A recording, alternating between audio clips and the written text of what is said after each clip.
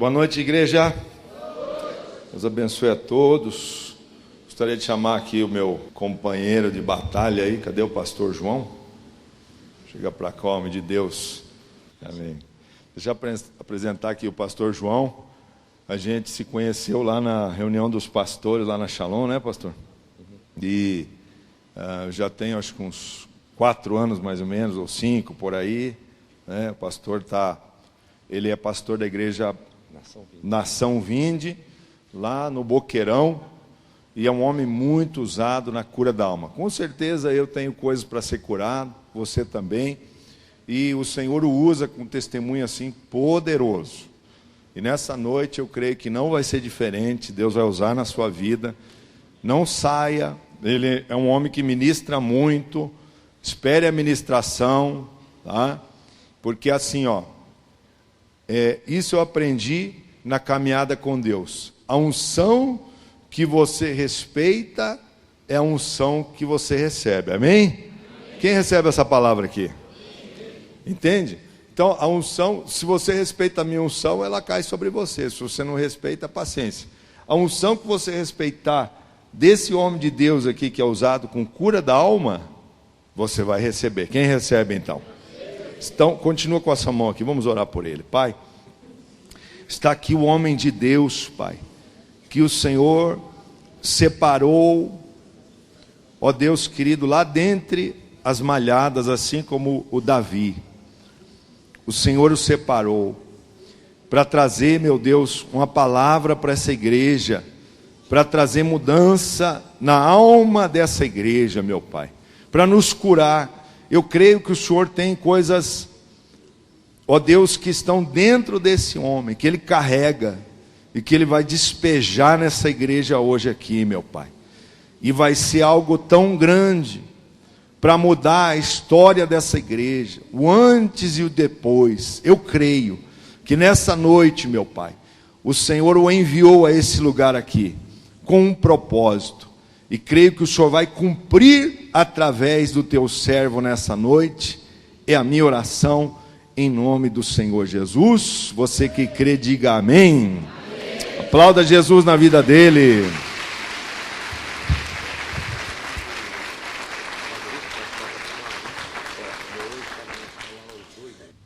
Graça e paz, igreja, amém? Quantos acham que o negócio vai ser bom hoje aqui? Amém, queridos? Então você vai me ajudando aí na ministração, vai prestando atenção, Deus vai trabalhar na nossa vida nessa noite em nome do Senhor Jesus. Glória a Deus. Quantos vieram ouvir a palavra de Deus aqui nessa noite? Amém? Meu amado, abra a palavra de Deus. Eu sou pastor ali como da Nação Vinde. Nós temos uma igreja muito parecida até em cor, em forma, em gente bonita também, porque lá só tem gente bonita. Aqui também não tem, não? Olha para essa pessoa que está do seu lado e fala assim, agora que eu percebi que eu estou do lado de uma pessoa tão linda como você, abraça ela, aproveita, aleluia. Se ela é jovem, você é jovem, olha para essa jovem que está do seu lado e diga assim, eu sou um jovem de oração. Aleluia.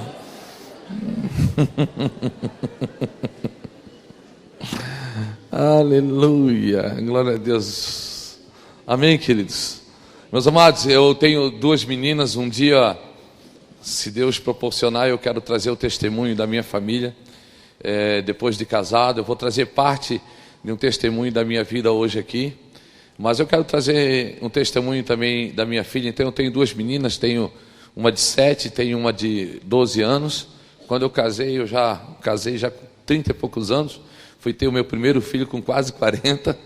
Né? Então, a minha filha quando nasceu já quase me chamou de avô. Né? Então, a gente está aí. E eu sou de Itajaí. Né? Tem algum catarinense aqui? Isso, tem mais lá. Estás tolo, nego, deixa de bobiça, não é assim que a gente fala lá? Assim? Então eu sou de Itajaí, do litoral, vim de lá a trabalho para Curitiba. Eu não era pastor, vim a trabalho. Aqui as coisas não foram da maneira que eu queria, mas foram da maneira que Deus queria. E aqui eu fui ungido a pastor pelo pastor apóstolo hoje, apóstolo Luiz Hermínio, que é do Mevan, não sei quem conhece o Mevan lá de Itajaí, e o pastor Luciano Subirá, que da Alcance foi que me consagraram a pastor nessa terra, e aqui eu estou pastoreando já faz 14 anos, e essa igreja é tão parecida quanto a minha, parece que eu estou em casa, pastor, parece que eu estou em casa, Amém, queridos? Eu queria que primeiro que você entendesse que Deus ele não quer que fique nada na mão do diabo, nada. A gente vai se acostumando com perdas, nós vamos se acostumando com perdas, e eu ouvi essa semana uma mensagem de um pregador, estava na internet, eu creio que ele deve ser de uma igreja Assembleia de Deus, uma igreja mais ou menos nesse ritmo, e ele estava falando assim que há um ditado no nosso meio, quando alguém sai da nossa igreja, e isso eu ouço desde quando eu me converti, há um ditado assim, não, mas sai um, Deus manda 10. Quem já ouviu esse ditado? Quem já ouviu esse ditado? Você já ouviu? Não liga não, está saindo 1, 2, 3, daqui a pouco entra mais 10, Deus está mandando gente. Deixa eu falar uma coisa, é para você. Se nós não temos capacidade de cuidar de 1, 2, 3 que está saindo, como que Deus vai confiar mais 10 para nós?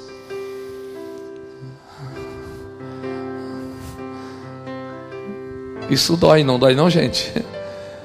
A gente tem umas frases gospel que a gente tem que abolir do nosso meio. A gente entende que tem pessoas que vão ficar um tempo com a gente, tem pessoas que vão embora, tem pessoas que vão ficar. A gente tem que amadurecer para isso. Mas nós não podemos se conformar, perder pessoas e dizer, não, saiu aqui 2, 3, mas daqui a pouco tem mais 10. Não, gente. Deus quer confiar em fazer uma igreja crescer, mas uma igreja que cuida, uma igreja que ama, uma igreja que vai atrás daquilo que está perdido, daquilo que se perdeu. Você consegue entender isso, filha? Você consegue entender isso? Olha para esse irmão que está do seu lado e diz assim, meu irmão, não se perca não. Fala para ele, não, mas aponta para ele, meu irmão, não se perca não. Porque se diz assim, se você se perder, eu vou atrás de você em nome de Jesus. Você pode aplaudir o Senhor?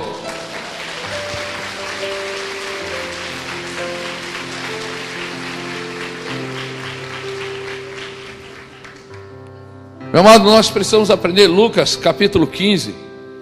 Tem três passagens ali, 3 histórias na Bíblia, Está ali. A primeira é a ovelha perdida, depois vem a dracma perdida e depois vem o filho pródigo. Agora eu quero que você entenda. A Bíblia fala que tinha 100 ovelhas. Vamos lá, você vai me ajudar, eu preciso da sua ajuda hoje, A Bíblia fala que tinha 100 ovelhas. Uma se perdeu, vamos lá. Ele foi atrás dessa uma que se perdeu. Qual que é o percentual? De 100 para uma que se perdeu. Quantos por cento se perdeu? 1%. Amém? A Bíblia fala, depois na próxima passagem, 15, do 8 ao 10, fala da mulher que perde a dracma. A dracma, meu amado, é como se fosse uma tiara, como se fosse um negócio na cabeça que tivesse 10 moedas, tá? Uma se perdeu. De 10 moedas, uma se perde. Quantos por cento? Quanto? Eu vou ajudar. Nossa, parabéns. 10%. Amém? Então, a ovelha perdida, 1%. A dracma perdida é 10% que se perdeu. Agora, logo em seguida, no 15, Lucas 15, do 11 ao 32, a Bíblia fala que o pai tinha 2 filhos. O pai tinha 2 filhos. Presta atenção. 2 filhos. E um foi embora. De 2, se perde um, é quantos por cento? 50%. Eu quero te falar, eu quero te dar uma revelação de percentual dentro da Bíblia. Deus, Ele não quer que você perca nada. Nada. Deus não aceita perder nada e deixar na mão do diabo. Essas 3 passagens falam de 1%, fala de 10% e fala de 50%. E Deus, Ele não aceita que fique 1% na mão do diabo. Quando o povo estava escravo no Egito, e que Moisés foi chamado para salvar o povo das mãos de Faraó, Faraó tentou negociar com Moisés para que deixasse algumas coisas no Egito. E aí Deus deu uma palavra para Moisés e disse assim, ó: nem uma unha ficará no Egito. Você está conseguindo entender isso, filha? Você está conseguindo entender isso? E aí eu estou explicando isso para você entender depois do que eu vou ministrar.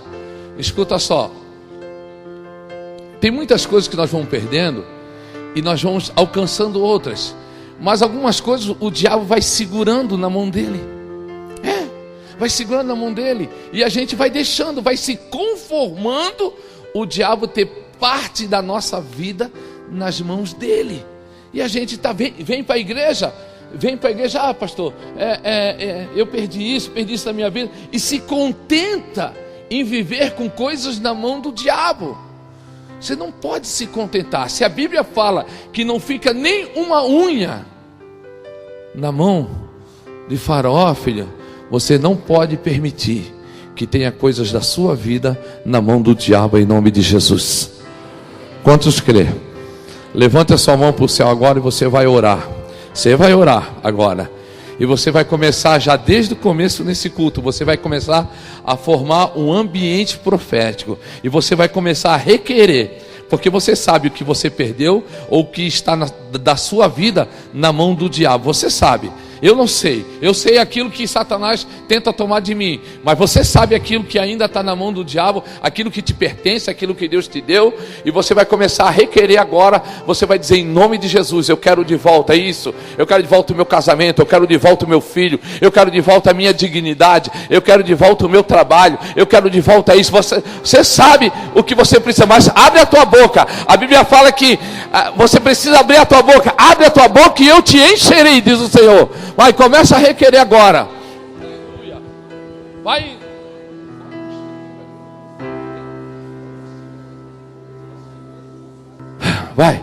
Vai requerendo. Vai requerendo. Não para de orar não, vai requerendo.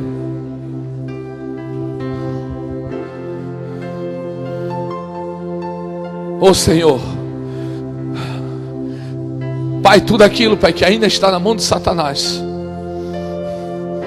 tudo aquilo, Pai, que Tu me deu, Senhor, Pai, que está na mão de Satanás, tudo aquilo que eu ainda tenho permitido, que está na mão de Satanás, Pai, nessa noite, Pai, nessa noite profética, eu quero requerer, Pai, em nome de Jesus, Pai. Eu não aceito que Satanás tenha parte da minha vida, parte da minha família, parte das coisas da qual Tu me deste, Senhor, Pai. Não, Senhor, Pai, eu não aceito, Pai. Eu não aceito, Pai. Pai, eu não aceito, Pai, porque essas três passagens falam, Senhor Jesus, Pai.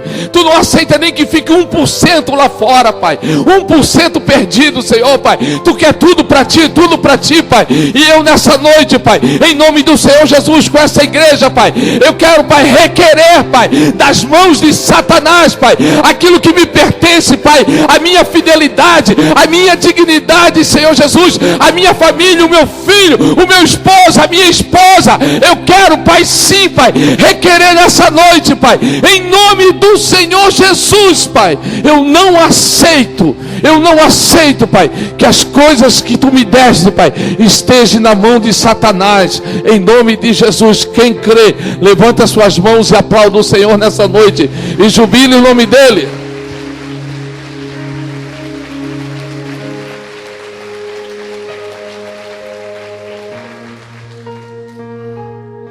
Sabe, amado, a gente se acostuma e a gente não percebe algumas coisas, pastor. A gente não percebe algumas coisas. A dracma perdida, meu amado, é como se fosse a tiara com 10 dracmas, com 10 moedas. Amado, eu não lembro do cálculo, mas eu fiz um cálculo. Mas vamos fazer não é um cálculo, mas vamos dizer que custasse R$1.000. Então cada dracma, eu estou supondo aqui, é mais, mas parece que eu vou colocar isso aqui, para você fazer uma matemática mais simples. Então, se perdesse uma dracma, perdia R$100. Perdia R$100. Então, era para valer 900. Se tinha 10, valia 1.000. Se perdia uma, valia 900. Mas eu pergunto, é para você, será que é isso mesmo? Essa é a matemática comum que nós fizemos.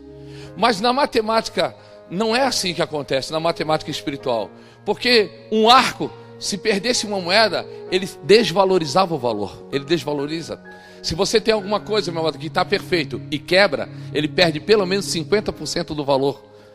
Não é só aquela peça que quebrou, mas é o contexto geral. Então, meu amado, quando se perde alguma coisa, você acha assim, ó, eu perdi só isso aqui. Meu amado, o Satanás, ele pega esse pouquinho que você perdeu, esse pouquinho, e desvaloriza a tua vida todinha. Você está conseguindo compreender aqui o que Deus está querendo falar? E é por isso que a gente tem que aprender a não deixar as coisas na mão de Satanás. Porque ele espera que uma pontinha só você deixe na mão dele, para que ele desvalorize todo o resto da tua vida. E tem pessoas que estão assim. Tem pessoas que estão permitindo. Pastor, tá bom assim, eu tô na igreja, eu estou louvando, eu estou cantando, eu já estou fazendo isso. Pastor, eu já me acostumei. E aí é que está o problema. A igreja se acostumou a viver com coisas perdidas na mão do diabo. E nessa noite eu creio que muitas coisas vão ser restauradas na tua vida em nome do Senhor Jesus. Amém? Meu amado, eu quero que você entenda, nós somos feitos de corpo, alma e espírito. Corpo é essa matéria que você está vendo aí, né? Uns têm corpo de mais, outros têm corpo de menos, né? Tem uns um corpo mais arredondado, outros um corpo mais achatado, né? E eu confesso para você que o corpo mais arredondado é o mais correto, né? Gente, vocês precisam estudar. Se vocês nunca estudaram, eu vou ensinar você, né? Então hoje eu vou ensinar para você. Na ciência, a ciência fala que 72,3% do nosso corpo, ele é o quê? É o quê? Água. Então olha aqui, eu não sou gordo, eu sou inundado. Olha para esse irmão que está do seu lado aí, vê se ele é inundado, né? Ele é inundado. Né? Vê se ele é um tsunami, né? Quem sabe é um tsunami, né? Tá aí, ó, inundado, né? Então eu sou inundado. Agora, partindo para a Bíblia, e aí eu vou provar que os inundados estão mais corretos, né? Os inundados estão mais corretos. A Bíblia fala que do nosso interior fluirá o quê?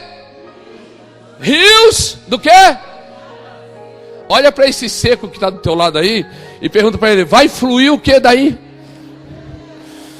Aleluia! Daqui está fluindo, amém?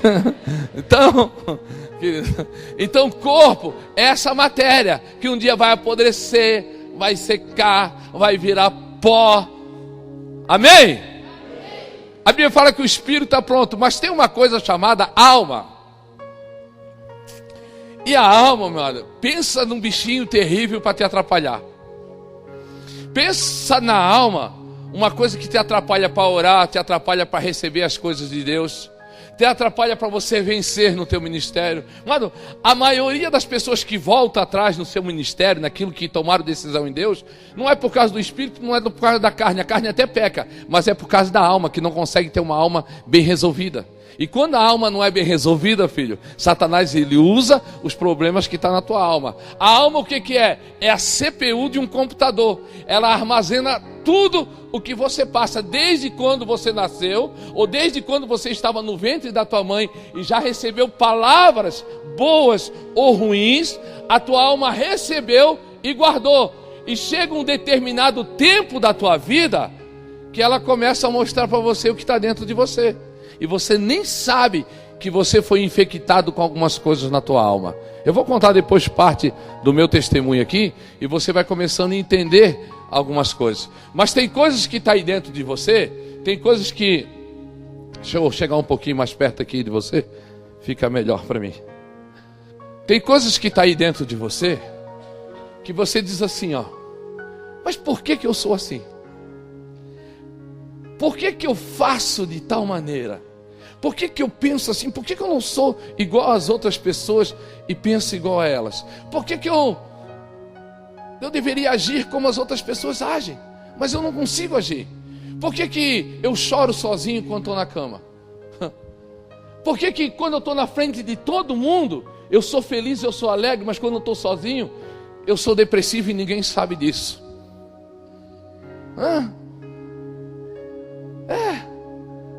É a tua alma. Davi, ele disse assim, ó, minha alma, porque estás abatida. Sabe o que Davi estava falando? Davi estava falando assim, minha alma, é o seguinte, quem manda em ti é o Espírito de Deus, não é tu não, e tu estás abatida, te levanta e sai desse lugar onde você está. Você está conseguindo compreender, filho? Então, você precisa entender que tem dia que você vai, parece que está, pô pastor, mas tem dia que eu estou assim que é um foguete, e tem dia que eu estou ruim, tem dia que eu estou mal, tem dia que eu não presto. Pastor, tem dia que eu estou numa santidade, eu sou santo assim, parece que eu vou criar asa e voar e vou para o céu. Mas tem dia que, pastor, que eu olho para o céu, parece que eu sou o próprio diabo, de tão ruim que eu estou. É porque está aí dentro uma coisa chamada alma, que você luta com ela todo dia, porque tem coisas aí dentro que não deveriam estar. Você consegue compreender isso, filha? Então eu quero trazer aqui hoje uma palavra que Deus me deu enquanto eu estava assistindo um programa de televisão. Eu não assisto televisão não, gente, bem pouco, mas eu gosto de assistir alguns programas, né? De vez em quando dá, eu gosto de assistir o combate. Eu sempre acho que o americano é o diabo e o brasileiro é Jesus, né? Então, para fazer de conta que eu estou torcendo, né? Ali, né? Então, estou ali. Então, mas é muito pouco, porque é sempre tarde, eu não tenho tempo para assistir essas coisas. Gosto de assistir aqueles programas de investigação, CSI, Miami, não sei o que. Eu gosto de assistir tudo quanto é tipo de investigação. Tem alguém aqui que gosta desse tipo de programa também? Oh, Jesus do céu, tá vendo? Já sabe onde é que essa porra, quando não vem para oração, onde é que tá, né? E tem outro que eu gosto de assistir, amo assistir, né? Que é o tal daqueles de sobrevivência, que tem o Largados e Pelados. Quem gosta de assistir aí? Agora os mentirosos também podem levantar a mão também, tá? Gente, não tem ninguém pelado, tá, gente? Não aparece, eles botam a taxa lá. Não vai achar que o pastor está assistindo programa de gente pelada, né? Não é não. Mas é de sobrevivência. E eu gosto de assistir aqueles programas de sobrevivência, onde os caras são largados 40 dias, 21 dias, 7 dias no meio do mato, no meio de uma ilha, e ali eles têm que se virar, né? Eu estava assistindo um dia. Esse é um dos programas preferidos meu, que eu gosto de ver. Já aprendi a fazer fogo sem álcool, sem nada, sem isqueiro, né? Eu nunca testei, mas eu já aprendi, na técnica, né? Então eu já sei, né? Então eu já sei como matar um animal sem nada, aprendi tudo, sou top, né? Então eu estava assistindo, e é onde eu quero começar a pregar e falar para você. E aí Deus parou a minha mente, e Deus começou a falar comigo. Quem aqui já estava num lugar assim parado, fazendo uma outra coisa, e de repente Deus veio e começou a falar com você sobre outro assunto? Alguém já recebeu? Então não é só eu que sou doido, então tem mais gente doida aqui, né? Quem aqui já foi encontrado falando sozinho? Só tem doido aqui, pastor. Isso aqui não vai prestar no final, pastor. Só louco aqui. Então, é assim, né? Às vezes, então eu estava lá, e aí Deus falou assim para mim: tem 4 coisas que o ser humano precisa para sobreviver neste mundo.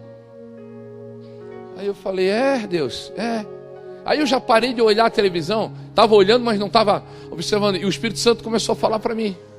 Tem 4 elementos que o homem precisa para sobreviver neste mundo. Eu falei, qual deles, Deus?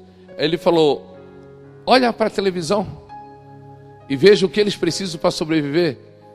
E aí você que assiste, você vai me ajudar. Qual que é o primeiro elemento? Água. Segundo, comida. Terceiro, abrigo. Quarto, qual? Fogo. Então Deus começou a falar comigo. Deus vai falar com você nessa noite. Feche teus olhos. Espírito Santo, Eu preciso de Ti, Espírito Santo. Eu vou começar a ministrar essa palavra. Eu preciso que Teu Espírito atue no meio da Tua igreja nessa noite, em nome do Senhor Jesus. Que eles possam compreender. Que eles possam compreender aquilo que Tu tens para falar com eles nessa noite, em nome de Jesus. Em nome de Jesus. Seja bem-vindo, Espírito Santo. Seja bem-vindo, bem-vindo, bem-vindo. Bem-vindo, Espírito Santo. Seja bem-vindo. Convide Ele, convide.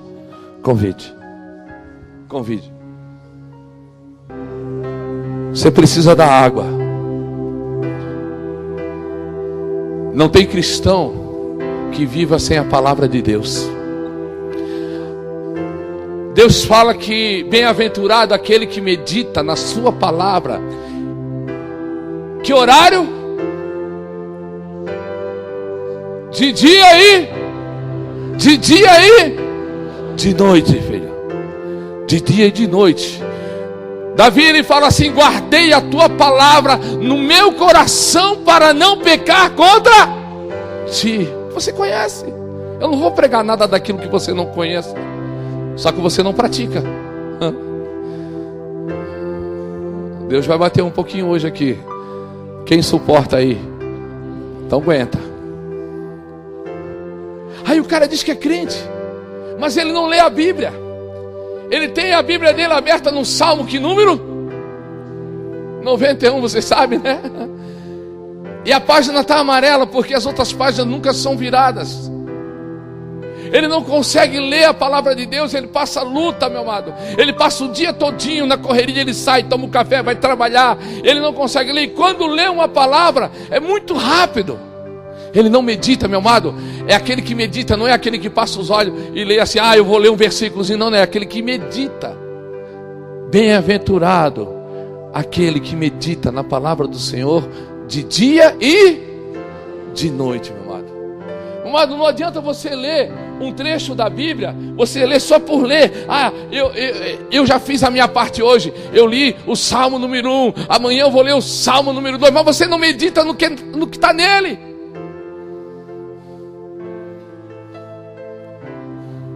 Você não consegue meditar naquilo que está nele. Filho, meditar é parar, pensar, analisar o que a Bíblia está falando contigo, o que você precisa mudar. Meu amado, eu sempre leio a Bíblia para mim, não para os outros. E eu gosto de ler a Bíblia para mim, sabe como? Como um chicote na mão de Deus. É bom. Sabe por quê, filho? Porque toda vida, se eu ler só as promessas, eu vou achar que estou sempre certo. Eu gosto de ler sempre a Bíblia no modo de correção para a minha vida. Quando eu abro um versículo, dentro do meu coração já vem o que eu preciso mudar. Porque tem muita gente que abre a Bíblia como a caixinha da promessa, né? A caixinha da promessa. Eu não sei quem foi que inventou aquela caixinha da promessa, pastor. Porque eu já frequentei um lugar onde todo mundo que passava chegava lá na casa do missionário, da missionária: me dá aqui uma caixinha da promessa que eu vou tirar a promessa para mim. Só tinha versículo de promessa, de coisas boas. Eu ainda vou inventar, vou ganhar muito dinheiro. É a caixinha do chicote. Quando você tirar o versículo, né? Ai de mim que tenho lábios impuros. Você está entendendo, filho? Então, não tem como você sobreviver se você não ler a palavra e meditar nela. Você precisa meditar na palavra, pegar ela, olhar, ler texto e contexto, ver o que ela está falando.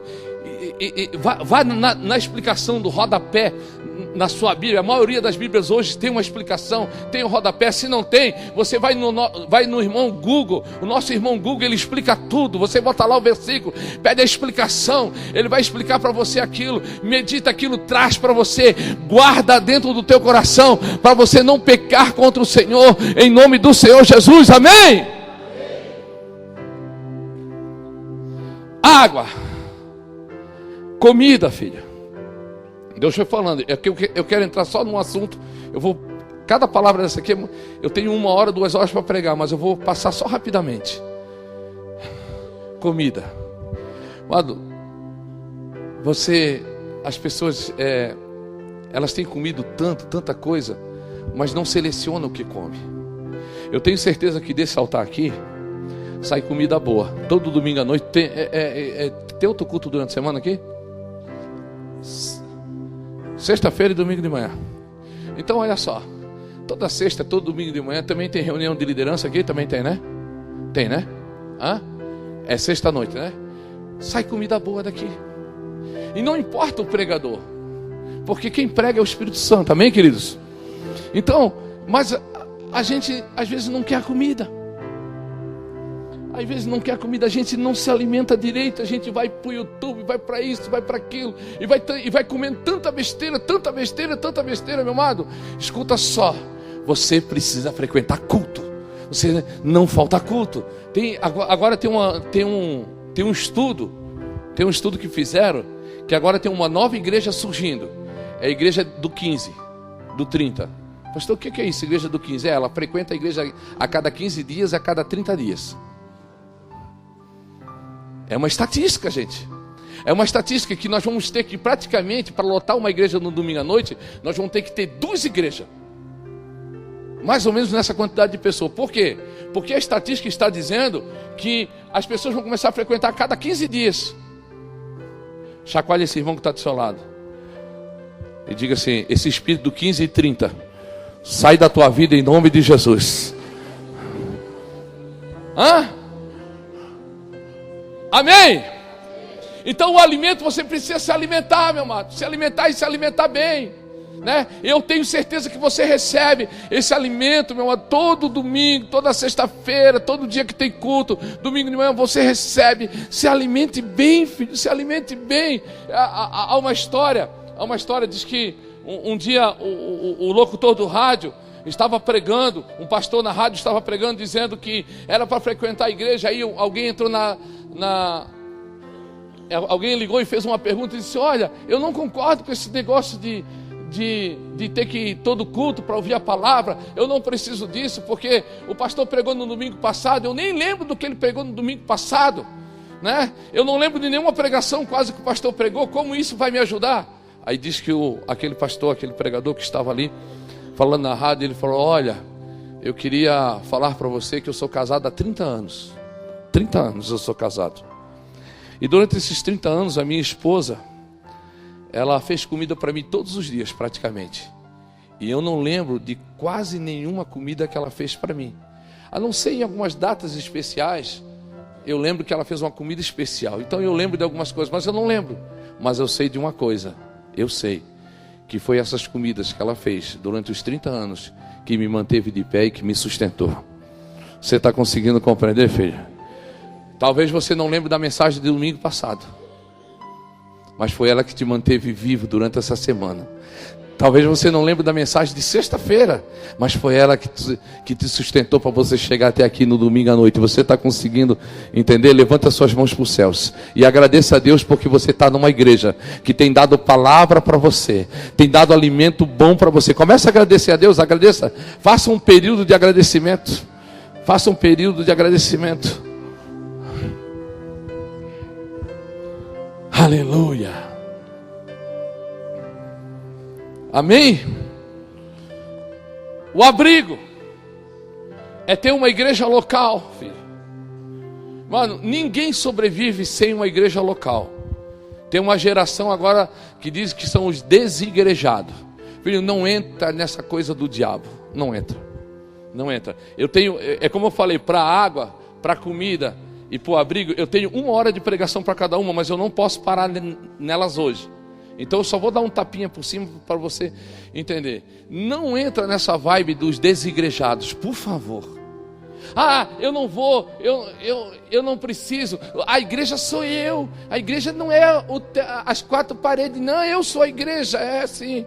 Meu amado, eu tenho uma frase que eu botei na minha rede social: membro que não congrega é membro necrosado. E membro necrosado, ele apodrece, é membro podre. Todo aquele que se diz igreja e não congrega, ele é membro necrosado. E membro necrosado é membro podre. Você está conseguindo compreender, filho? E aí tem um monte de gente podre por aí. dizendo, eu não preciso de pastor, eu não preciso de igreja, eu não preciso daquelas 4 paredes. Eu sou a igreja, é verdade, nós somos a igreja. Mas a Bíblia fala que Cristo é o cabeça e nós temos que estar como membros no corpo de Cristo. Pega na mão desse irmão que está do seu lado e diga assim, eu sou membro neste corpo, junto com você. Você já viu o membro andar sozinho? A não ser aquele da família Adams, né? Que tem a mãozinha lá, né?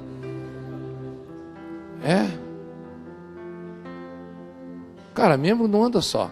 É tudo coisa que você já conhece.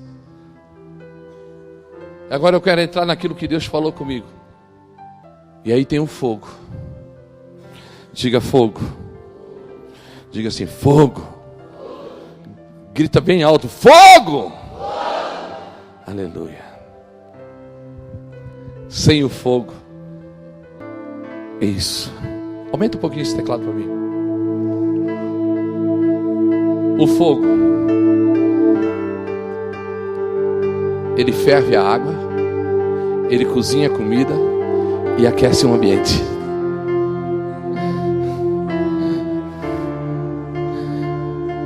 E se você não tiver o fogo, filho, como eu queria, pastor, eu vou ter que voltar aqui outro dia, pastor, não tem jeito. Você não pode ficar sem o fogo, porque a água não vai ser fervida, o alimento não vai ser cozido e o ambiente não vai ser aquecido. Você está conseguindo compreender, filho? E quando Deus falou comigo no fogo, Ele falou, João, meu amado, eu sou de uma igreja de célula, de discipulado, de estratégia. Mas teve um tempo que eu parei. Eu fui nascido do fogo. Eu fui batizado no Espírito Santo, com dons de profecia, dons de revelação. Mas teve um tempo que eu parei.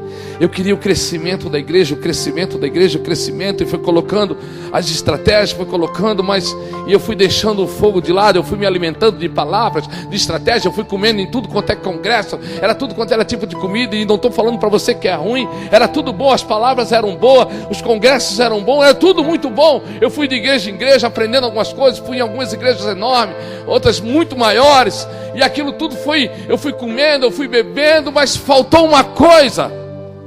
E quando falta isso, meu amado, você pode ter uma indigestão muito grande, porque você não vai conseguir sobreviver. Você não vai conseguir sobreviver como cristão durante muito tempo. Você fica até 1 mês, 2 meses, 1 ano, 2 anos, mas você vai morrer se você não tiver o fogo de Deus na tua vida. Levanta as 2 mãos para os céus. Você vai clamar nessa noite para você seja tocado pelo fogo de Deus. Amém? Deus vai bater um pouquinho em você hoje. Algumas coisas aconteceram na minha vida.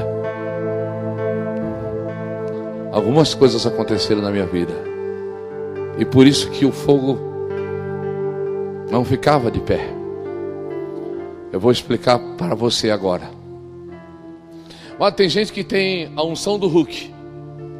Conhece a unção do Hulk, pastor? A unção do Hulk, é verdade, a unção do Hulk. Sabe o que acontece? No domingo à noite ele vem, o pastor prega contra o pecado, o pastor prega sobre receber vitória, aí ele vira um Hulk na igreja, verdade. Aí o pastor faz o apelo, ele vem para frente, ele diz, eu sou de Deus, eu vou vencer o diabo, eu vou vencer o pecado, eu vou fazer isso. Aí ele vira o Hulk, ele vem para cá para frente, ele luta contra o diabo, ele vence e tal, e ele recebe essa unção. Mas na segunda-feira ele é o David Banner, com a calça rasgada, sem camisa, com a mochila nas costas, e não sabe para onde vai. E tem muita gente perdida na segunda-feira, não consegue manter a unção. E é esse o problema. Porque você recebe, você tem vontade. Você tem vontade de virar brasa, mas você não vira brasa, você só queima a casca. E é isso que acontecia nos programas de sobrevivência, e Deus foi falando comigo. Tem muita gente que só queima a casca. A lenha não vira brasa. Mas tem muita gente que recebe o fogo de Deus de verdade.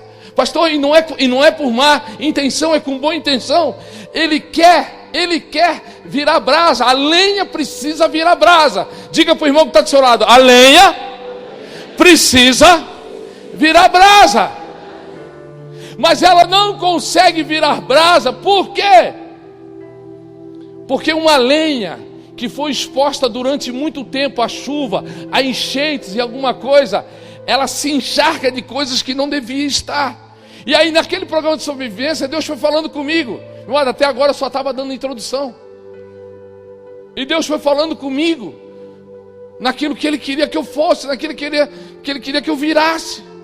Aí Ele falou: João, você não vira brasa, porque tem coisas dentro de ti que não deveriam estar dentro de você.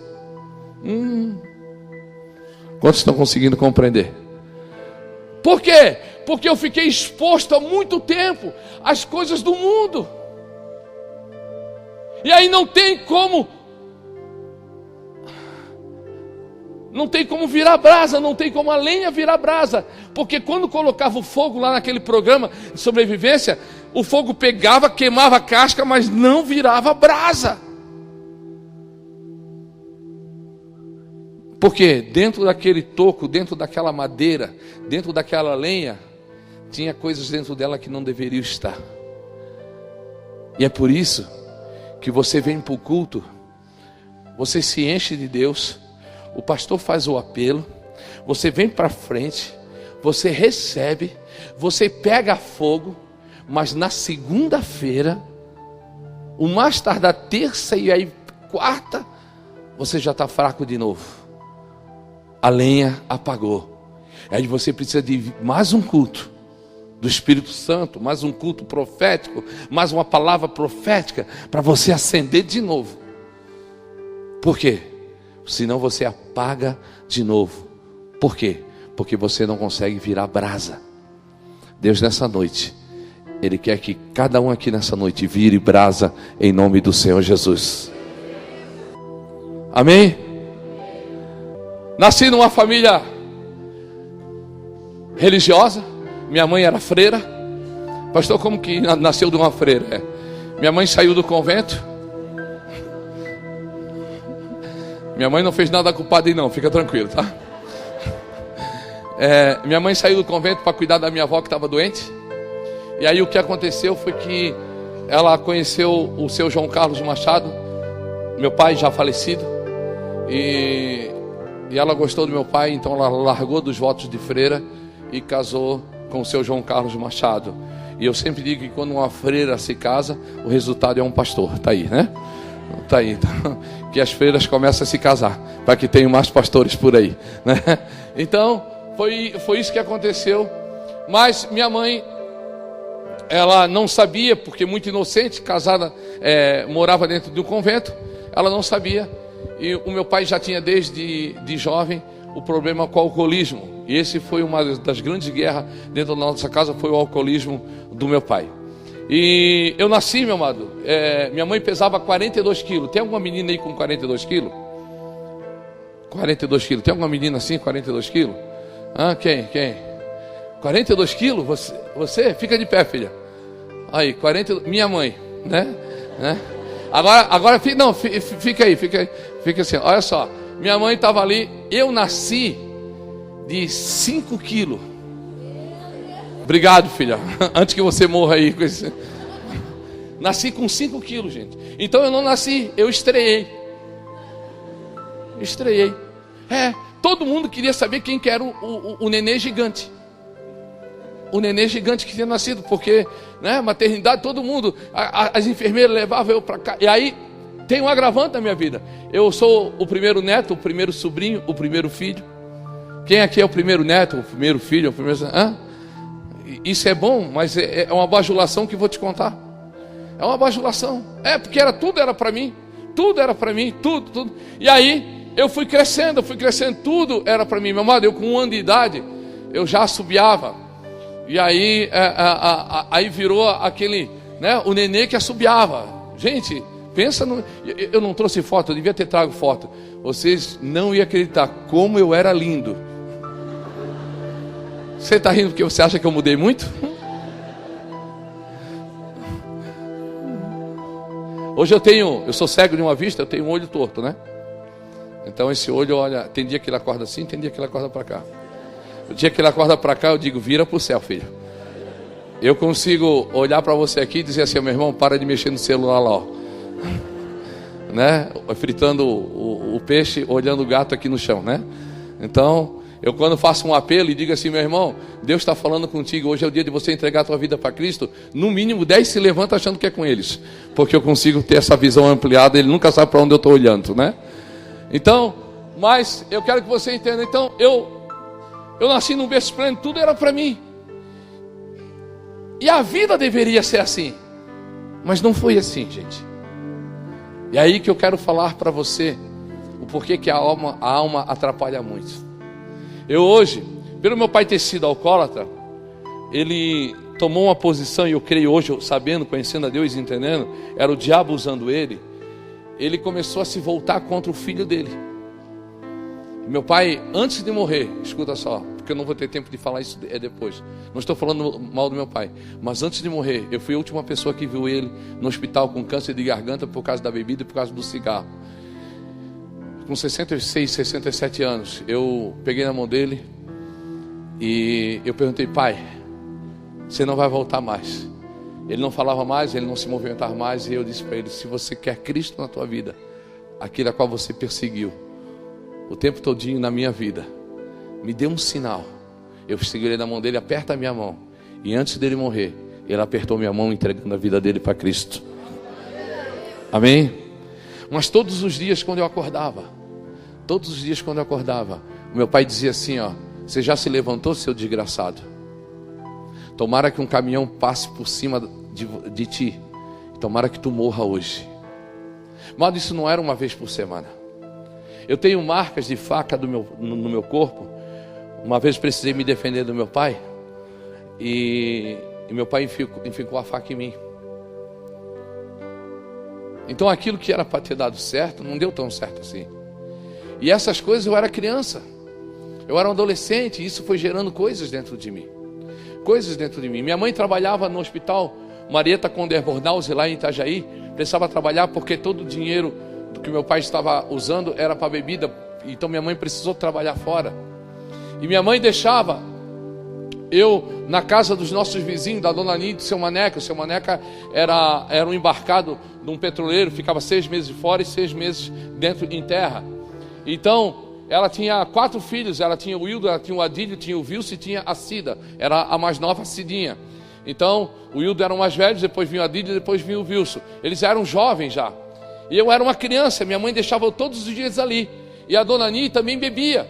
Ela bebia meia garrafa de cachaça todo dia. Enquanto ela estava fazendo comida, ela ficava tomando aquela cachaça. Ela era uma alcoólatra também. E quando ela dava comida para nós, ela botava nós na mesa, os 4 filhos dela e eu, e ela dava o sermão. E aí à tarde ela ia dormir. Ela dormia a tarde todinha por causa da bebida. E deixava eu com aqueles jovens e com aqueles meninos dentro de casa. Eu era só uma criança. Eu não sabia. Quando eu entendi o que estava acontecendo, eu já estava virando um pré-adolescente. Eu era abusado sexualmente todos os dias. Todos os dias. Todos os dias eu era abusado. E quando eu comecei a entender que aquilo era errado,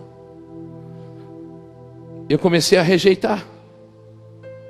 Nesse meio tempo, você percebe que de vez em quando eu travo, porque eu sou um pouquinho gago. Ainda continuo gago, mas eu me tornei totalmente gago. Porque toda criança que é abusada sexualmente, segundo a psicologia, ela começa a ter um problema na fala. Pais, um alerta: tome cuidado com seus filhos. Tome cuidado com seus filhos. Eu quero que você entenda isso. Amém? Meu amado, você não sabe o que é uma criança se você não foi. Você não sabe o que é uma criança, o que é um abuso sexual. Quantas coisas acontecem dentro de uma pessoa quando ela é abusada sexualmente. Aí o que aconteceu? Eu me tornei um jovem agressivo. Mas ninguém conseguia entender a minha agressividade. A minha agressividade nada mais era do que uma autodefesa. Ninguém mais tocaria em mim. E é por isso que eu sou cego. Porque quando alguém disse que ia bater em mim, eu lutei, eu briguei contra 20, meu amado, aí eu fui fazer arte marcial, eu fui fazer um monte de coisa para me defender. Nesse dia, eles conseguiram cegar a minha vista, mas eu sempre brigava, eu nunca saía atrás de briga, mas se alguém dissesse para mim que ia bater em mim, enquanto eu não visse o meu adversário no chão sangrando, eu não desistia, eu queria ver sangue. Mas a minha revolta estava por causa do abuso sexual que tinha acontecido na minha vida. Aí o que aconteceu na minha alma? Eu vou explicar o meu caso. Quem sabe você aconteceu outras coisas, eu vou contar o meu caso. Eu me tornei um jovem agressivo, mas porém carente também. Carente.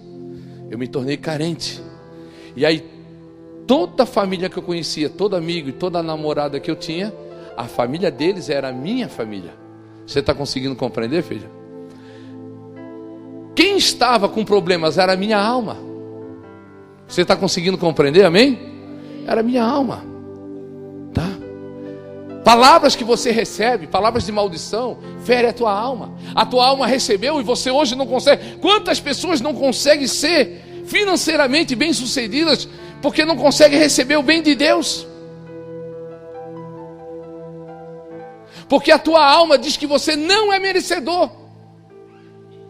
Quantas coisas você está vivendo hoje e que você não entende como começou, e começou lá atrás, numa palavra maldita, alguém, um patrão, um pai, uma mãe, alguém que te prejudicou, e você está vivendo isso, e tem alguma coisa ainda que está nas mãos do diabo. Lembra que eu falei? Por isso que eu comecei lá.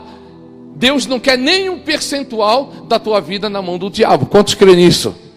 Eu tive uma namorada, se tornou noiva. Ela estava grávida já quando eu conheci ela. Ela era irmã de uma amiga minha. E a gente se afeiçoou. Ela, por estar grávida, o rapaz disse que não era filho dela. Abandonou ela, eu sabia que era, mas inclusive era um amigo meu. E a gente começou a se relacionar. Depois que ela teve a menina, então a gente começou a namorar. Eu cuidei dela na gravidez, logo depois a gente começou a namorar. Se tornamos noivo, e como era do mundo, nós tínhamos uma vida de relação sexual comum, como qualquer outra no mundo aí tem. E ela acabou engravidando de mim. E quando ela engravidou de mim, eu fiquei feliz, porque agora eu ia ter uma família. Mas ela, por já ter tido uma criança solteira, ela não queria ter a segunda solteira. Então eu fiz o convite para o casamento. Mas ela disse que não estava pronta para o casamento comigo. E aí eu fiquei muito triste. E ela queria abortar aquela criança. E eu falei, não, embora eu não fosse cristão ainda, crente, mas a minha mãe me ensinou que aborto era pecado. Eu disse, não posso abortar, não posso, não vou. Mas a insistência dela, porque coitada, ela também não sabia o que fazer. Ela não gostava de mim o suficiente para casar. Quando ela me conheceu, ela estava grávida. Então a carência dela fez com ela se afeiçoasse durante um tempo comigo. Ela não tem culpa nenhuma nessa história. Mas o que aconteceu? De tanto ela pedir, eu levei ela um dia numa clínica clandestina lá na cidade de Itajaí e levei ela para fazer o aborto. E aí eu paguei. Na época era um salário mínimo. Eu paguei um salário mínimo para que aquela criança fosse abortada. Enquanto eu estava sentado na cadeira assim, esperando, a clínica era uma casa que tinha uma galeria assim em cima onde tinha os quartos. Era mais ou menos, vamos dizer, metade dessa igreja, e em cima era tudo quartos, onde tinha grade, e ali acontecia os abortos. Eu fiquei aqui embaixo, sentado, esperando. Daqui a pouco saiu uma enfermeira, que não é enfermeira, mas ali era enfermeira. Ela saiu com uma criança acho que é de 6 ou 7 meses, gêmeas, perfeitas, 2 crianças perfeitas, e jogou na lata de lixo assim, na minha frente. Aí daqui a pouco veio ela com um saquinho e jogou outra criança. Ali estava o meu filho ou minha filha. E ali começou a ter coisas dentro de mim. A minha alma foi guardando algumas coisas da minha vida. Você está conseguindo compreender, filho? Por isso que eu falei do fogo. Eu não tenho tempo, eu queria ministrar, mas eu falei para o pastor que eu não ia ministrar a minha mensagem totalmente do encontro com Deus, porque é uma coisa muito mais complexa, mas você vai ter uma ideia. Entre os amigos, eu era o cara mais divertido que tinha. Eu era o cara que contava piada. Eu era o cara que estava sempre alegre, sempre feliz, fazendo todo mundo ir para a festa. Mas na realidade, aqui dentro de mim, aqui dentro de mim, nada dava certo, nada, era na minha alma. Agora eu era um jovem abusado sexualmente, e agora eu era um jovem assassino. O negócio se agravou. E aí um dia, eu cheguei em casa, meu pai estava com o pé em cima do pescoço da minha mãe. Eu não vou ter tempo de contar como essa cena aconteceu, senão eu não chego no final hoje. Minha mãe estava resfriada, um dia frio, meu pai estava matando a minha mãe. Depois de tantas brigas, tantas confusões, tantas separações, não dá tempo. Aí eu cheguei em casa e fui tirar o meu pai de cima da minha mãe. Meu pai então avançou em mim, meu pai era um homem forte, ele agarrou em mim. E ele começou a bater em mim, me socar, e ele é um homem forte, ele pegou, eu vou contar, pastor, ele pegou nas minhas partes, né? Você vai entender, né? E ele rasgou tudinho, tá tudo no lugar, tá bom, gente? Tem 2 filhas, tudo certinho, tá? Mas ele começou a rasgar, e aí a minha mãe gritou. Minha mãe me chama de Calinho, porque o meu nome é João Carlos. Então eu comecei a gritar, e ela disse assim: Calinho, te defende. Então pela primeira vez na minha vida, eu era um jovem forte já. Então eu me levantei, e eu quase matei meu pai. Eu bati tanto nele naquele dia, quando eu peguei e suspendi ele na parede, eu estava enforcando ele, e meu pai já estava roxo, já tinha perdido os seus sentidos. Quando a minha mãe gritou: Calinho, tu matou teu pai. Eu soltei ele, e pela graça de Deus, meu pai ainda estava vivo, ele não morreu. Mas agora eu era um jovem, abusado sexualmente, gago, assassino, e que tinha quase matado seu pai. Você consegue compreender os traumas que começaram a acontecer dentro de mim? Então um dia eu cheguei em casa, e aí eu vou falar da oração do coração. Eu cheguei em casa e estava tendo uma briga dentro de casa muito grande. Eu dobrei o meu joelho na frente, no portão da nossa casa. No portão da nossa casa. Eu não era crente. Eu dobrei meu joelho e eu disse assim, chorando. Tinha gente jogando futebol na rua, mas eu não me importava. Eu disse: Deus, se tu existe, Deus, muda a minha vida. Muda a minha vida. Eu queria muito aquilo. Você quer algo na sua vida hoje? Você quer muito? Levanta a sua mão para o céu. Porque Deus só dá água para quem tem sede. Deus só dá pão para quem tem fome. Você precisa querer muito isso. Levanta as tuas mãos para o céu e diga: Deus, eu preciso. E você vai dizer o que você precisa. Diga assim: Deus, eu quero, eu preciso. Abre a tua boca, não tenha vergonha. Deus, eu preciso. Eu preciso. Eu preciso. Deus vai ouvir a tua oração hoje.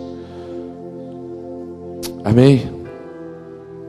2 meses depois, fui trabalhar numa empresa onde a secretária, ela era muito bonita. A empresa não tinha nada, eu era contador formado. A empresa não tinha nada para me dar. Mas ela tinha uma secretária tão bonita. E a secretária, não sei como, mas ela se afeiçoou de mim. E eu disse: aqui é onde eu vou trabalhar. Depois de trabalhando naquela empresa, logo depois descobri que o cunhado dela era o patrão da empresa e que era crente. E aí um dia ela disse assim: ô João, você não quer ir no retiro jovem? Você não quer ir no retiro jovem comigo? Retiro jovem, o que é isso? É um retiro de uma igreja batista. Aí eu falei assim, olhei para ela, aqueles olhos verdes, bonito, né? Eu falei: tudo que eu quero é ir no retiro de jovem, aleluia. Na realidade eu queria dar uns pega nela, né? Mas eu não sabia que naquele dia ia acontecer alguma coisa. Eu achava que ia pegar ela, mas quem ia me pegar era o Espírito Santo. Você está conseguindo entender? Aí eu fui lá e começou o culto. Eu fui para o culto, e aquele culto chato para mim. Sabe por que o culto estava chato? Estava todo mundo chapado, todo mundo adorando a Deus, de mão para cima, chorando, dizendo: meu Deus do céu, essa turma fumou maconha, só pode. A maconha deles é melhor do que a minha, porque a minha eu só fico chapado. Deles eles choram, se jogam no chão, se rolam. Eu falei: que coisa esquisita isso. Aí do outro lado da BR, era na BR-101, ali em Biguaçu, no acampamento Batista Catarinense. Do outro lado da BR tinha um barzinho, na praia. Aí eu fui, atravessei a BR, deixei todo mundo ali chapado. Eu saí escondidinho. Aí fui lá, pedi um cigarro, fumei um cigarro, tomei uma cerveja e voltei para o culto. Por isso, filho, você nunca julgue, porque não é você que vai convencer ninguém, mas é o Espírito Santo, amém? Aí eu voltei. Quando eu voltei, que eu entrei na igreja. Sabe quando você entra num ambiente onde tem o ar-condicionado, que você leva aquele choque térmico?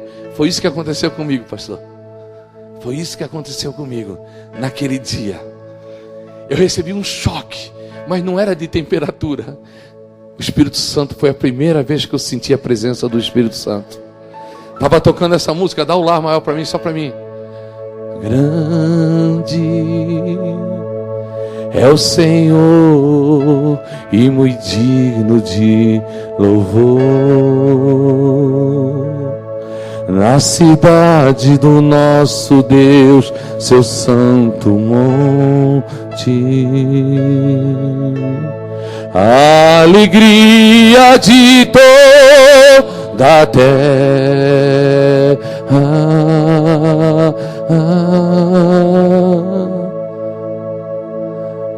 Grande é o Senhor em que nós temos vitória e que nos ajuda contra o inimigo. Por isso diante dele nos prostramos.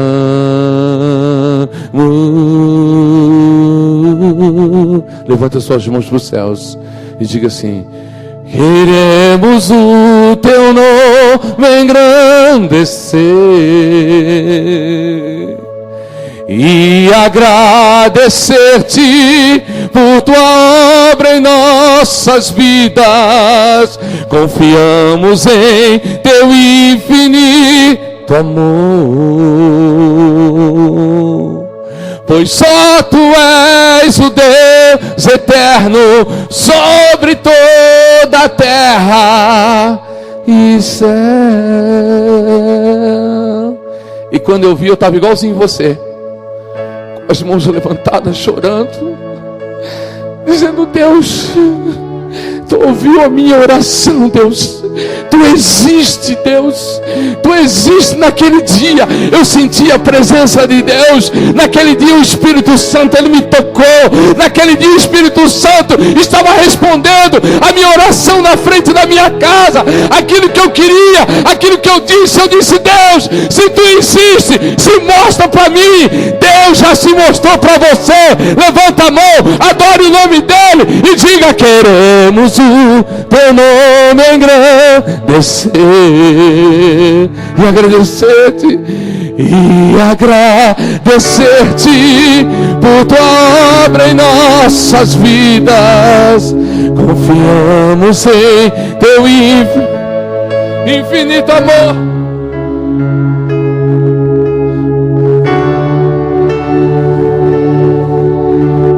Sobre toda a terra e céu.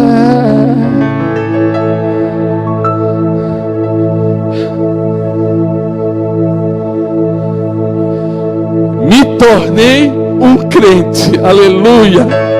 Quem já se tornou um crente aí, aplaude o Senhor.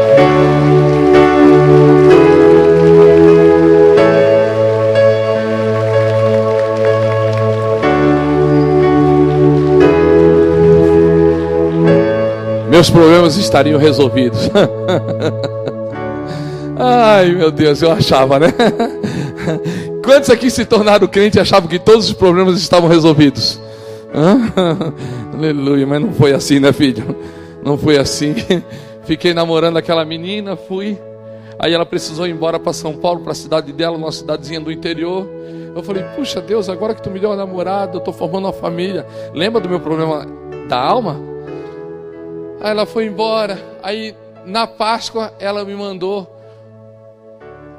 um recado dizendo que era para me passar a Páscoa com ela. Eita, que eu fiquei animado, tá dando tudo certo. Pastor, eu vou ver ela lá na cidade. Vai, filho, vai dando certo. Deus está restaurando a tua vida. Eu falei, tá mesmo, Deus? Aí eu fui, peguei 3 ônibus, gente. Viajei o dia todo. O último ônibus era no interior, assim, ó. Entrou um cara puxando uma corda, assim, ó. E eu sentado, eu falei, o que esse cara tá puxando? Daqui a pouco entrou uma cabrita. Sentou do lado dele, a cabrita assim, ficou ali, de pezinho assim, ó. Ele sentado, a cabrita ali. Eu falei, meu Deus, onde é que eu vou parar? Né? Sabe onde Judas perdeu a bota? É 2 quilômetros para lá. Né? Onde o vento faz a curva, tem mais 4 quilômetros para frente. Né? Aí eu fui, parei lá. Né? Quando eu parei na rodoviária, que era um poste, né? Dizendo ponto de ônibus, né? Parei, lá estava ela, me esperando. Aí eu falei, meu Deus, a gente não está vendo nada, né? Naquele momento, eu apaixonado, né? Aí quando eu desci, que eu fui dar um beijo na boca dela, ela deu o rosto. Eu falei, molhou. O que aconteceu? A Maia, ela estava na cidade dela, menina certinha, né? O pai dela, mãe dela, ela quer respeito. Aí foi uma andada assim. Ela já não queria pegar muito na minha mão. Eu falei, ela falou, João, tem uma coisa para te falar. Eu falei, o quê? Quando eu vim embora, lembra daquele meu ex-namorado que eu tinha aqui? Eu falei, lembro. O que tem ele? Pois é, nós voltamos a conversar. E sabe que eu fui embora porque eu gostava muito dele. Eu falei, né, mas tu esqueceu dele, né? Ela falou, pois é, na realidade eu nunca esqueci dele. Mas como assim? Tu estava namorando comigo? Tá namorando comigo, né? Pois é outra coisa que eu tenho para te falar. Assim, nós não vamos poder namorar mais, porque eu voltei com ele faz 1 semana. Eu falei, cachorra, fez eu viajar o dia todinho para me dar um fora. Miserável, né? O meu vocabulário ainda não estava muito crentice, né? Meu vocabulário ainda estava... Eu falei, não acredito. Ela disse, não, mas vamos lá em casa conhecer meus pais. Eu falei, não quero, eu vou embora. Aí o ônibus ia lá, não sei, na cidade, depois voltava. O mesmo ônibus que voltava eu peguei. Eu falei, vamos embora. Quando eu voltei, peguei o ônibus, nem a cabrita sobrou para mim naquele dia, eu já tinha ido embora. Eu vim arrebentado, chorando, cheguei na igreja, o pastor Arlindo perguntou, daí João, deu tudo certo? Eu falei, não, pastor. Ele falou, o que deu? Aí contei para ele a história, não, fica aí que Deus vai restaurar a tua vida. Eu falei, o senhor já falou isso uma vez. Não vai dar certo, pastor. Não, fica firme, vai dar certo. Diga para o teu irmão que está do seu lado, fala assim, não desiste não, fica firme que vai dar certo. Aleluia! Amém! Aí, pastor, fica aí. Eu fui ficando na igreja. Aí tinha uma moreninha não, bem negrinha, né? Eu era apaixonado, eu não casei com a negrinha, mas deveria ter casado na época, eu gostava, né? Mas pensa na negrinha bonitinha, meu Deus, que coisa linda. Eu olhei para ela, ela cantava, ela dançava, na igreja. E aí, não tinha ninguém que tocasse, eu aprendi. Eu tinha um amigo meu que me ensinou a tocar algumas notas de violão. Aí eu comecei, o pastor não tinha música, aí eu fui lá, comecei a tocar as músicas, ela começou a cantar no louvor, e não é que ela se engraçou por mim. Eu falei, cara, eu estou abençoado, porque aquela menina era para gostar de um cara bonito, não um cara como eu, com os olhos tortos, né? Mas pensa na menina bonita, gente. Aí, com o tempo fui indo, a mãe dela bacana, o pai dela bacana, gostaram de mim, e nós começamos a namorar. Agora pensa, Pensa, pastor. Pensa, eu na igreja tocando violão, aleluia. A minha namorada linda, eu da mão dada assim, eu desfilava com ela, né? Glória a Deus, né? E aí, eu na igreja, ela dançava, fazia parte do teatro. E eu ali, cara, minha vida mudou. E eu tô lá na igreja, feliz da vida, o negócio tudo dando certo, trabalhando. Cara, 100% a minha vida, Deus restaurou a minha vida, amém? Aí, isso, pode aplaudir mesmo.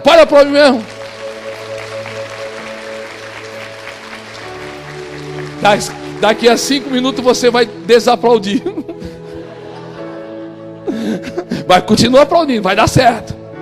Aí o pastor pregou uma palavra de evangelismo. Você precisa ganhar os teus parentes, teus amigos e tal. Eu lembrei do Márcio, o meu amigo que me ensinou a tocar violão, que eu estava tocando na igreja por causa dele. Aí eu fui na casa dele, Márcio. Ele falou, ô João, onde é que tu anda? Cara, eu estou na igreja, cara. Ele falou, na igreja? Eu falei, tu não está indo mais no pagodão? Não estou indo mais no pagodão. Não está indo mais no vaneirão? Não está indo mais na balada? Não. Sério, cara. Tu está na igreja? Eu falei, tô. e vai ter o culto de evangelismo. E você é meu convidado, você é meu amigo, você precisa de Jesus.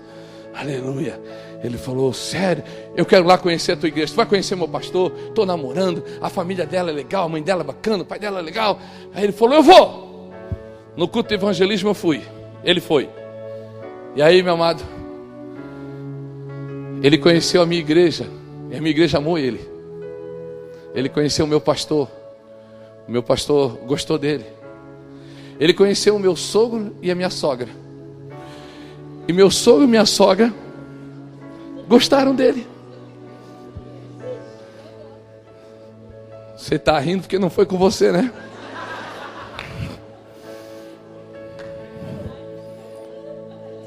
Ele conheceu a minha namorada. E a minha namorada gostou dele, gente. Desaplaude aí, irmão. Faz assim agora, faz assim. Ai, meu Deus do céu. Terminava o culto, eu vou usar você. Você é tão linda quanto ela assim, mas você é muito menininha. Eu saía assim de mão dada com ela, mas agora não, era o meu amigo. Saía de mão dada com ela assim, ó. E os jovens tudo atrás para ir para casa dela. E eu, obrigado, querida, chupando o dedo. Você está conseguindo compreender, filho? Você acha que algumas coisas estão dando errado para você? Mas eu não entendia que Deus estava trabalhando dentro de mim. Deus tinha o melhor para mim. Você está conseguindo compreender, filho?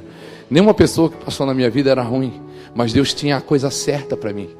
Deus tem aquilo que é certo para a tua vida, em nome do Senhor Jesus. Eu não trouxe a foto da minha esposa, mas queria que você conhecesse a minha esposa. Uma mulher linda, mulher bonita, tenho 2 filhas lindas. Deus começou a trabalhar.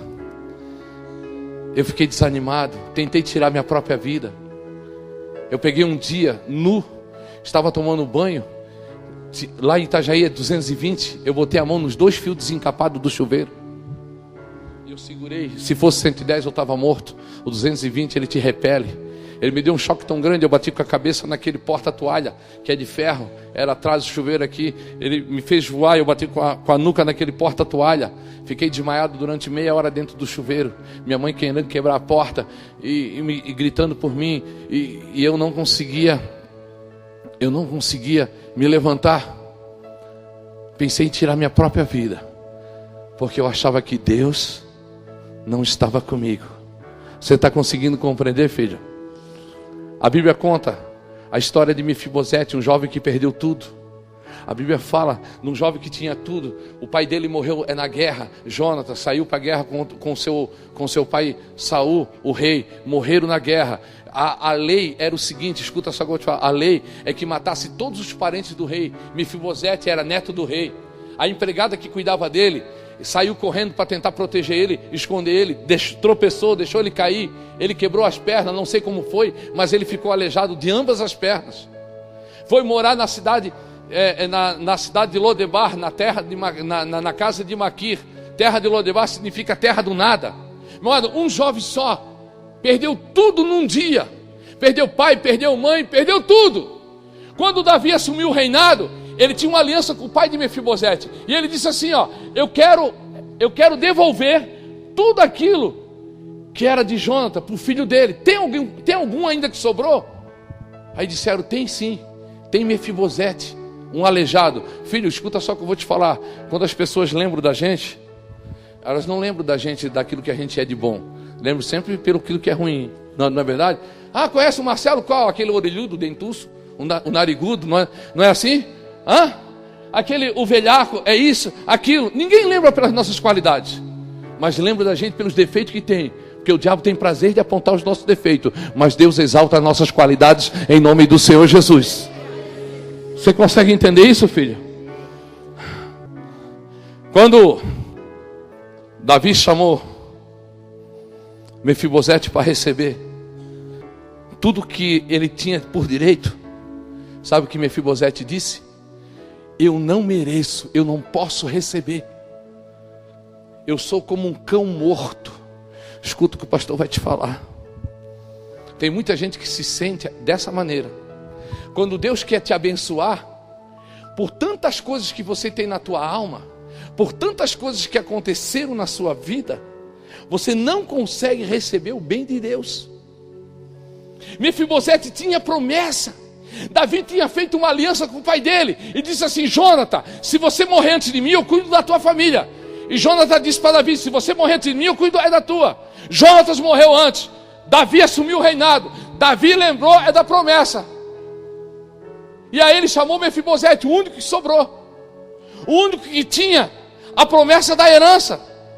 E quando Davi foi devolver para ele aquilo que era por direito dele, quando Davi foi devolver para ele aquilo que pertencia ao pai dele, ele não conseguiu receber. Por quê?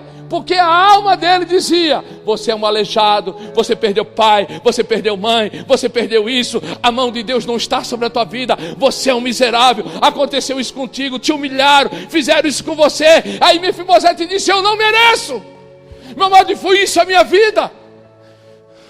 Eu passei dizendo para Deus: eu não mereço.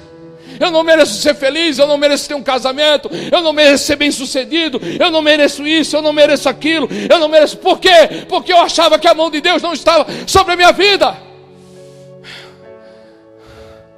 O que eu não sabia é que havia uma promessa de restauração, de restituição, através de Jesus Cristo na minha vida. Eu sou filho do Rei, em nome de Jesus, você é filho do Rei.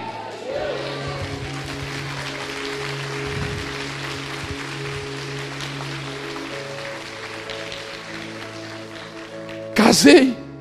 Você acha que o diabo cansou? O diabo continuou. Quando eu casei com a minha melhor amiga. 10 anos nós fomos amigos. Ela conheceu as minhas namoradas, atravessou esses processos meu. Aí um dia eu disse para ela que estava gostando dela. E amiga é assim, né? Ah, não vamos estragar a nossa amizade, né? Eu estraguei a amizade e nós já estamos 19 anos com essa amizade estragada. Casamos. Quando eu casei, fui para a lua de mel, filho. Olha o que o diabo fez. Minha esposa bonita, uma menina que todo mundo que queria casar na cidade de Itajaí, ela tinha programa de rádio, menina de Deus, casou com 29 anos virgem. Menina que bonita assim de corpo, de rosto, tudo. Cara, era o que eram os homens desejavam. Fui para a lua de mel. Perdi o prazer no corpo dela. Olha a luta. Casado com a minha melhor amiga, crente, e agora não tinha prazer em ter relação com ela. Depois de um ano de casado, nós sentamos para discutir a nossa separação. Paramos lá no Habib's, na Avenida das Torres. E a gente disse assim: não vai dar certo, né? Eu falei: não vai dar certo. Nós fizemos errado, nós confundimos a nossa amizade com amor. Aí nós ia discutir a nossa separação. Aí eu olhei para ela e disse assim: você é crente? Ela falou: eu sou. Aí eu falei para ela: eu também sou. E eu creio num Deus que tudo pode. Eu creio num Deus que pode. Eu não posso aceitar mais o diabo destruir a minha vida. Porque se ele tivesse feito, se eu tivesse permitido a separação na minha vida, vocês não estavam me ouvindo pregar aqui nessa noite. Vocês não estavam me ouvindo pregar aqui nessa noite. Mas eu resolvi tomar aquela palavra de restauração. Eu disse: não, eu não aceito mais que fique uma parte da minha vida nas mãos de Satanás. Quando Mefibosete estava ali no chão, ele disse: eu sou um cão morto. Um cão morto é desprezado, ninguém gosta. Era isso que ele se sentia por dentro. Eu disse: eu não aceito isso na minha vida. Então começamos a orar. E um dia eu cheguei em casa, eu apaguei a luz do quarto, sentei do lado dela, deitei do lado dela e disse: hoje eu preciso te falar. Então eu abri a minha história. Isso que eu estou contando para vocês, muito mais profundo. Eu estou contando hoje como é um culto de domingo. Eu não posso me aprofundar em algumas coisas. Você vai me compreender. Mas tem muito mais coisa do que eu estou falando para você hoje aqui. Muito mais detalhes. E eu comecei a contar para ela a minha história de abuso. Eu comecei a contar para ela a minha história do que eu sentia por dentro de mim. E aí quando eu terminei, eu perguntei para ela, comecei a contar para ela o que eu desejava, os meus pensamentos, as coisas erradas que estavam dentro de mim, dentro da minha mente, dentro da minha alma. E aí eu perguntei para ela: você vai querer continuar casada comigo? Ela falou assim: se eu te admirava, agora eu te admiro mais ainda pela coragem que você teve. E tu vai vencer. Nós vamos vencer. E ali começou o processo da minha cura. Quando eu comecei a liberar aquilo que estava dentro de mim. Você está conseguindo compreender, filho? Quando eu comecei a dizer: eu preciso de cura, eu preciso ser liberto, eu preciso ser transformado. E ali eu comecei o processo de cura, comecei a ser ministrado, o Espírito Santo começou a falar comigo. E ali, meu amado, eu quero falar uma coisa para você. Você está na guerra, você está batalhando, e eu admiro você, porque ferido do jeito que você está, machucado do jeito que está a tua alma, você continua na guerra. E tão difícil é um soldado ferido lutar, porque eu era esse soldado ferido lutando, machucado, mas eu queria ver as pessoas salvas. Eu tinha vontade de ver as pessoas salvas, mas eu era a pessoa que mais precisava de ajuda. Mas eu estou falando para você que é líder, para você que é pastor, arranca os títulos hoje, por favor. Arranca o teu título hoje. Porque pensa num soldado ferido lutando, era eu. Mas o soldado precisa ser restaurado. O soldado, ele precisa ser tratado. O soldado, ele precisa vir para a enfermaria. O soldado precisa ser curado. A minha alma, ela não aceitava o bem de Deus. Naquele dia, eu precisei ser restaurado, filho. Naquele dia, Mefibosete, eu não sei o que Davi falou para Mefibosete. Eu não sei o que Davi falou para Mefibosete. Mas ele falou alguma coisa que mexeu com o brio, com o eu de Mefibosete. Eu fico imaginando que Mefibosete jogado no chão, não querendo aceitar o bem de Deus. Não querendo aceitar o bem de Deus. Davi deve ter olhado para Mefibosete: vem cá, tu és mesmo o filho de Jonathan, filho do rei? Será que tu é mesmo? Mefibosete deve ter olhado: eu estou aqui. A Bíblia não fala, mas eu estou aqui imaginando. Mefibosete olhou para cá: não, eu sou. Davi disse: mas tu não se porta como filho do rei. Por quê? Porque o filho do rei não se porta dessa maneira. O filho do rei, ele sabe o que é de direito dele. Aí Mefibosete deve ter olhado bem nos olhos de Davi e deve ter dito assim: Davi, eu posso ser aleijado, eu posso morar numa terra do nada, podem ter me roubado tudo, pode fazer escárnio de mim, mas uma coisa eu sei, que aqui dentro corre sangue real e eu sou filho do rei. Você está conseguindo entender o que eu estou falando aqui? É nessa noite, filho. Escuta o que o pastor vai te falar. Quando nós perdemos a identidade de filho do rei, de filho de Deus, de Cristo, nós não recebemos mais aquilo que Deus tem para a nossa vida. Você está conseguindo compreender? O diabo começa a te acusar, ele te acusa que você tem isso, você tem um defeito disso, você tem um defeito daquilo. Ah, porque você viu pornografia, ah, porque você foi abusado, ah, porque você fez isso, ah, porque você fez aquilo, porque você matou, porque você roubou, porque você não consegue se consertar nisso. E o diabo começa a colocar os defeitos, aquilo que você está aleijado. Davi disse para Mefibosete assim: ó, a partir de hoje, tu senta todos os dias na mesa comigo para comer comigo. Você está conseguindo entender? Quando você senta na mesa, filho, escuta, ninguém mais vê os teus pés. Quando Jesus te chama para sentar na mesa com Ele, para Ele te servir, Ele não vai te servir olhando e apontando os teus defeitos. Ele vai olhar para você e vai dizer: filho, eu sei que você tem defeito, eu sei que você tem situações na sua vida, mas você ainda assim vai continuar sentando na mesa comigo, em nome do Senhor Jesus. A palavra do Senhor diz assim: eis que estou à porta, se tu abrires, então eu o quê? Entrarei e cearei contigo, meu amado. Isso é um convite. O Espírito Santo, a Bíblia fala que Jesus está batendo. Ele diz: eu estou batendo na porta, eu estou batendo. A porta só tem tranca pelo lado de dentro. A Bíblia fala: se você abrir, Ele entra dentro da tua casa, filho. Ele entra dentro da tua casa. Aí a Bíblia fala que Ele vai te servir. Ele vai cear contigo. Cear é sentar na mesa. Quando você senta na mesa com Cristo, Ele não pede para você trazer nada. Ele só diz: eu vou te servir. Ele vai dar tudo aquilo que você precisa, em nome do Senhor Jesus. Como é que diz aquele canto? Eu não trouxe nada para a mesa. Eu não trouxe nada para a mesa, apenas uma fome, uma sede. Você não precisa trazer nada, filho. O que você precisa é abrir a porta. O que você precisa é liberar a tua alma hoje. Liberar a tua alma. Agora escuta, eu vou chegar lá no final agora. Eu vou voltar para a minha mensagem. Eu tentei fazer tudo isso com a palavra, com a comida e com o abrigo, pastor. Eu tentei, mas me faltava um ingrediente, que era o fogo. Porque é no fogo que você é curado. É no fogo que o Espírito Santo ministra na tua alma. Eu li livros, eu vi pregações sobre abusos sexuais, eu vi sobre perda, eu vi tantas coisas, cara. Eu vi tantas coisas, mas não conseguia ser curado. Foi no fogo. Foi ser um homem cheio do Espírito Santo, um homem transbordando do Espírito Santo.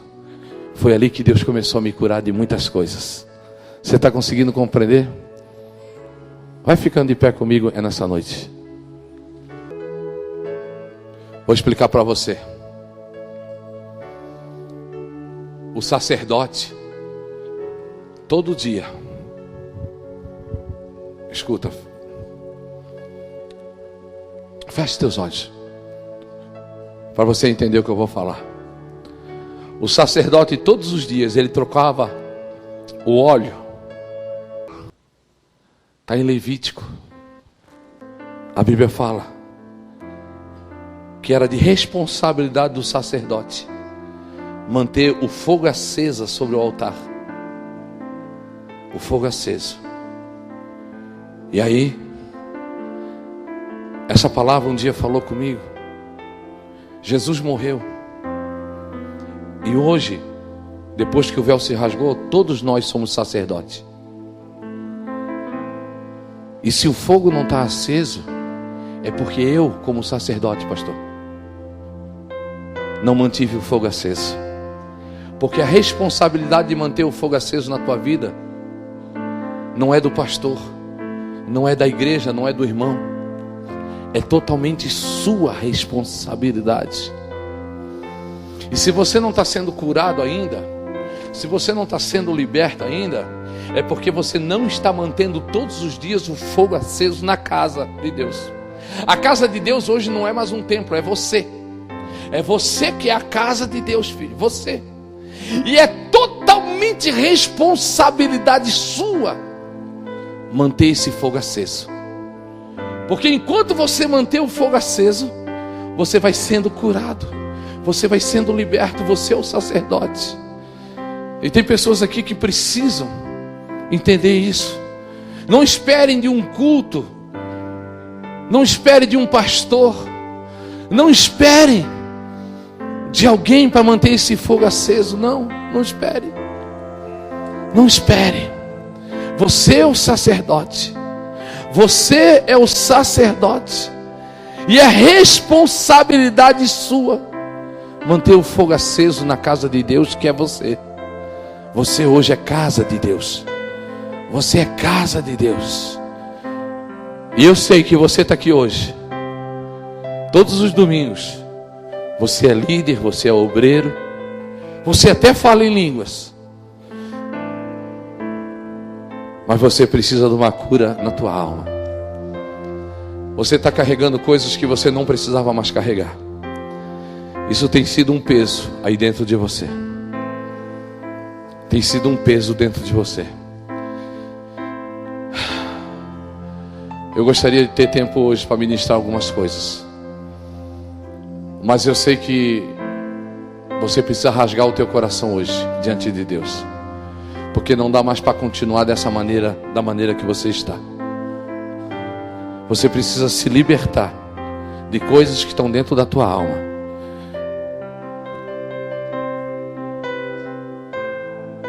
Tem o louvor aí, filho? Esse é só. Eu quero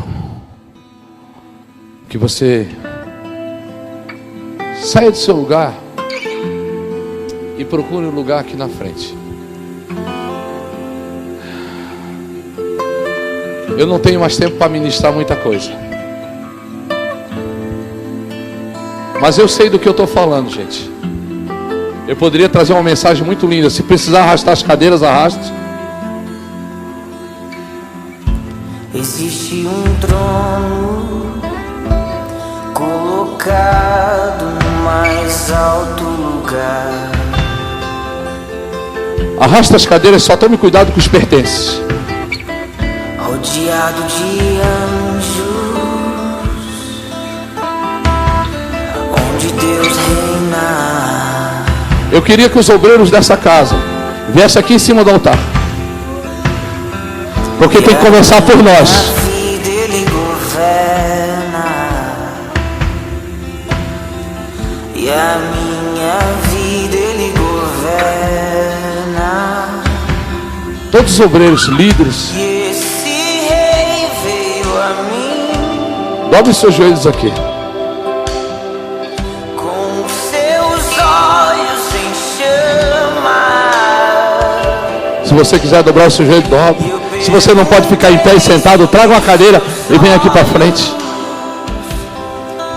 Sorrindo me disse: